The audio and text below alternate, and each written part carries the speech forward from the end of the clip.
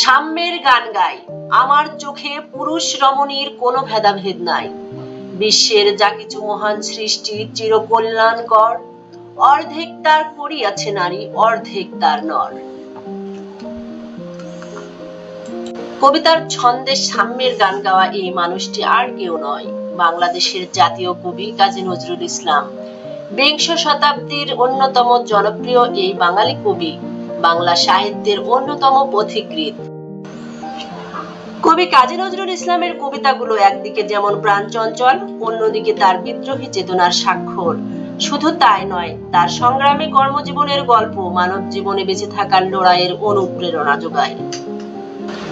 1819 সালের 24শে মে ভারতের পশ্চিমবঙ্গের বর্ধমান জেলার চুরুলিয়া গ্রামে জন্মগ্রহণ করেন কাজী নজরুল ইসলাম।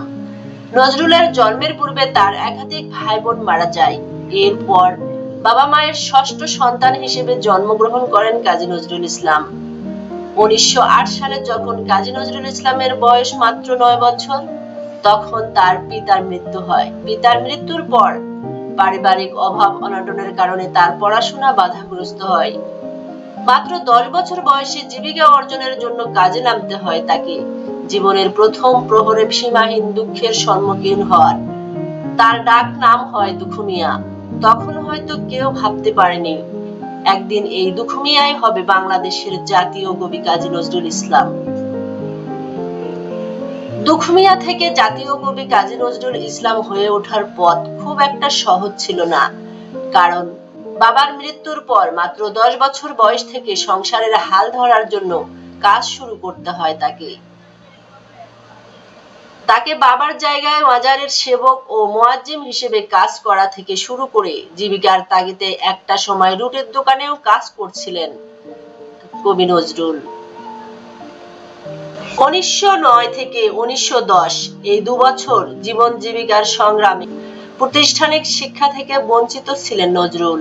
ঠিক সেই সময়ে লোকশিল্পের প্রতি আকৃষ্ট হয়ে তিনি যোগ দেন লেটো দলে এবং লেটো দলের গান ও নাটক রচনা করে সামান্য অর্থ উপার্জন করতে শুরু করেন। পরবর্তীতে কবি গানের আসরে যোগ দেন নজরুল, সেই সাথে পালা গান লিখতেও শুরু করেন। নিজের লেখা সুরে ঢাক ঢোল বাজিয়ে গানও গাইতেন। এমনই এক শীতের রাতে কবি গানের আসরে বর্ধমান জেলার আসানলের ব্রাঞ্চ লাইনের একজন বাঙালি খ্রিস্টান গার্ড সাহেব তাকে গান গাইতে শুনে মুগ্ধ হন এবং তার প্রসাদপুরের বাংলোতে বাবুর্চির কাজ দেন। তবে কিছুদিনের মধ্যেই এই কাজ একটা হাঙ্গামার কারণে গার্ড সাহেবের দেওয়া বাবুর্চির কাজ ছেড়ে দেন নজরুল।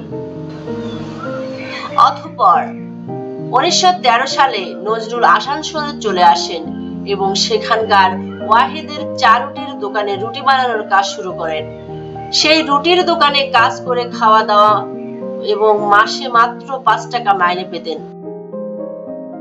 রাতে যে সামান্য সময়ের জন্য ছুটি পেতেন সেই সময় বই পড়ে পার করে দিতেন।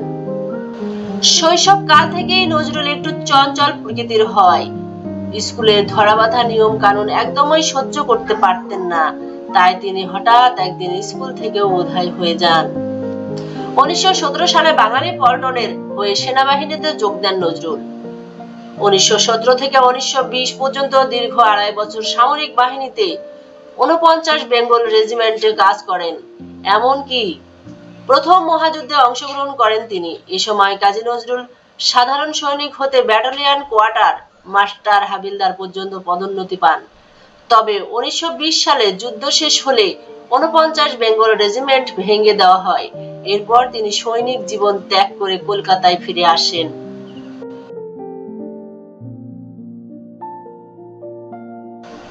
কলকাতায় ফিরে 32 নম্বর কলেজ স্ট্রিটে বঙ্গীয় মুসলিম সাহিত্য সমিতির অফিসে বসবাস শুরু করেন নজরুল। এ সময় থেকেই তার সাহিত্য জীবনের মূল কাজগুলো শুরু হয়। 1920 সালে অসহযোগ ও খিলাফত আন্দোলনের প্রেক্ষাপটে কলকাতা থেকে নবযুগ নামক সহকারী সম্পাদক ছিলেন কবি নজরুল। 1921 সালে নজরুল লেখেন কালোজয়ী কবিতা বিদ্রোহী, আর এর 1 বছর পর 1922 সালে তারই সম্পাদনায় প্রকাশিত হয় অর্ধ সাপ্তাহিক পত্রিকা ধূমকেতু। তবে ধূমকেতু পত্রিকায় তৎকালীন ইংরেজ শাসনের বিরুদ্ধে লেখার অপরাধে 13 মাস জেলে থাকতে হয়েছিল তাকে। কাজী নজরুল ছিলেন একাধারে একজন কবি, ঔপন্যাসিক, গীতিকার, সুরকার, নাট্যকার ও সম্পাদক। শুধু কবিতা ও সঙ্গীতই নয়, গল্প, উপন্যাস, নাটক সহ সাহিত্য ও শিল্পের সব শাখায় তার আগমন ছিল ধূমকেতুর মতো। নজরুলের উল্লেখযোগ্য কিছু লেখার মধ্যে রয়েছে অগ্নিবীণা, ফণিমনসা, চক্রবাক, সাত ভাই চম্পা, নির্ঝর, নতুন চাঁদ, রাজবন্দির জবানবন্দি, মরুভাস্কর, সঞ্চয়িতা, বিষের বাসী, উপন্যাস বাঁধনহারা, মৃত্যুক্ষুধা, কুহেলিকা ইত্যাদি।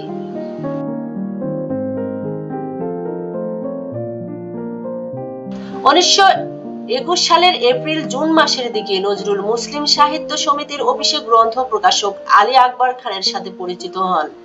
তার সাথেই তিনি প্রথম কুমিল্লায় বিরাজ সুন্দরী দেবীর বাড়িতে আসেন, আর এখানেই পরিচিত হন প্রমীলা দেবীর সাথে, যার সাথে তার প্রথম প্রণয় ও পরে বিয়ে হয়েছিল। তবে এর আগে নজরুলের বিয়ে ঠিক হয় আলী আকবর খানের ভগ্নী নার্গিস খানমের সাথে।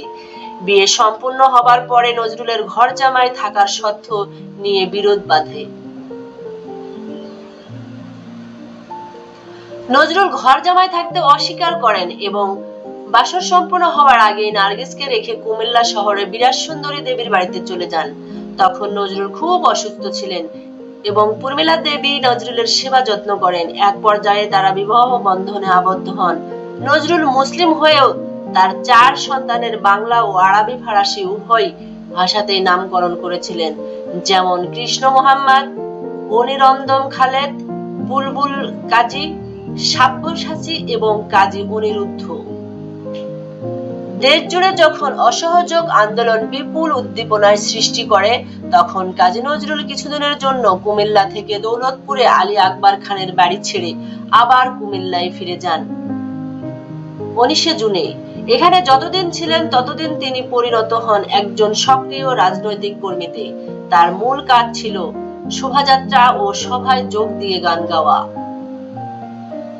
21 নভেম্বর ছিল সমগ্র ভারতব্যাপী হরতাল। এ উপলক্ষে নজরুল আবার পথে নেমে আসেন। অসহযোগ মিছিলের সাথে শহর প্রদক্ষিণ করেন আর গান করেন, ভিক্ষা দাও ভিক্ষা দাও, ফিরে যাও গো।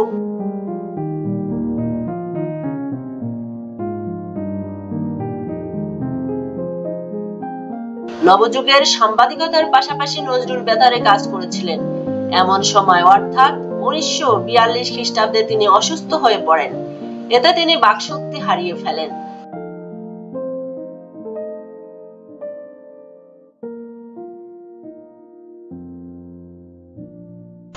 তার অসুস্থতা সম্বন্ধে সম্পূর্ণরূপে জানা যায় 1942 খ্রিস্টাব্দের জুলাই মাসে। এরপর তাকে মূলত হোমিওপ্যাথিক এবং আয়ুর্বেদিক চিকিৎসা করানো হয়, কিন্তু এতে তার অবস্থার তেমন কোনো উন্নতি হয়নি। সেই সময় তাকে ইউরোপে পাঠানো সম্ভব হলে নিউরো সার্জারি করা হতো, কিন্তু দ্বিতীয় বিশ্বযুদ্ধের কারণে তা সম্ভব হয়ে ওঠেনি। 1942 সালের শেষের দিকে তিনি মানসিক ভারসাম্য হারিয়ে ফেলেন। এরপর 1953 খ্রিস্টাব্দের মে মাসে নজরুল ও প্রমীলা দেবীকে চিকিৎসার জন্য লন্ডন পাঠানো হয়। 1971 খ্রিস্টাব্দে বাংলাদেশের স্বাধীনতা যুদ্ধের মাধ্যমে বাংলাদেশ স্বাধীন রাষ্ট্র হিসেবে প্রতিষ্ঠা লাভ করে। 1972 খ্রিস্টাব্দে 14 মে তারিখে ভারত সরকারের অনুমতি ক্রমে কবি নজরুলকে সপরিবারে বাংলাদেশে নিয়ে আসা হয়। বাংলাদেশের তৎকালীন প্রধানমন্ত্রী শেখ মুজিবুর রহমান এক্ষেত্রে বিশেষ উদ্যোগ নিয়েছিলেন। কবির বাকি জীবন বাংলাদেশেই কাটে। 1976 খ্রিস্টাব্দে নজরুলকে স্বাধীন বাংলাদেশের নাগরিকত্ব প্রদান করা হয়।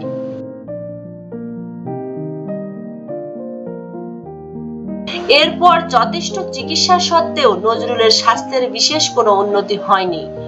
1974 খ্রিস্টাব্দে কবির সবচেয়ে ছোট ছেলে এবং বিখ্যাত গিটার বাদক কাজী অনিরুদ্ধ মৃত্যুবরণ করেন। 1976 সালে নজরুলের স্বাস্থ্যেরও অবনতি হতে শুরু করে। জীবনের শেষ দিনগুলো কাটে ঢাকার পিজি হাসপাতালে। 1976 খ্রিস্টাব্দের 29 আগস্ট তারিখে তিনি মৃত্যুবরণ করেন। নজরুল তার একটি গানে লিখেছেন, মসজিদের ওই পাশে আমার কবর দিও ভাই, যেন ভোরের থেকে মুয়াজ্জিনের আজান শুনতে পাই।